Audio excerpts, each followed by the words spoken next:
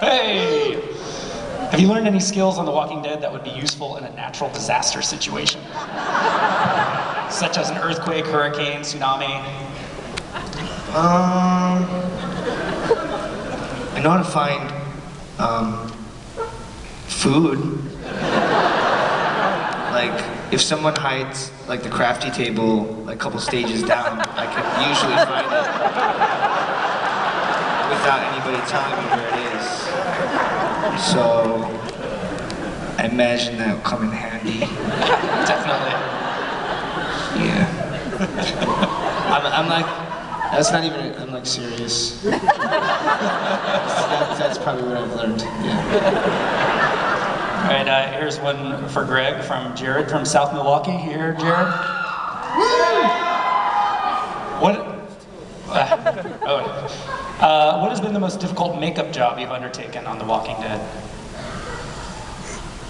I think the first walker in the first episode, the bicycle girl in the park, the half walker, she was the first walker that we saw on the show. Melissa Cohan was an actress that Frank cast, and they flew her to LA. We cast her body, so she had a chest prosthetic and a back prosthetic and face and a wig.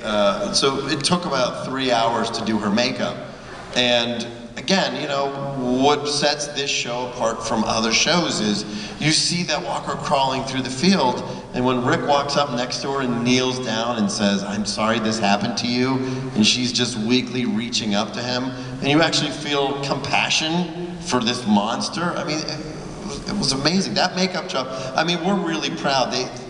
And the network was very smart, because in this day and age, everybody that has a cell phone or has Twitter or Instagram or anything, and they will take pictures. Norman literally took pictures of like the zombie penises on dummies and stuff, and would tweet it. I got busted for that. I know, because all the dummies are anatomically correct.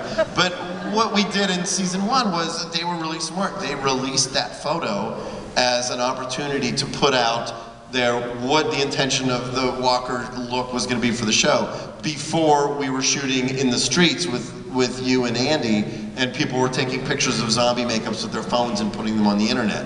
So we do like the mystique of the show, and we want to preserve that. And there are lots of people that like spoilers, and I personally, I'm not on Twitter or Facebook, and I don't really read stuff that's talked about You're the on show. Twitter, don't lie.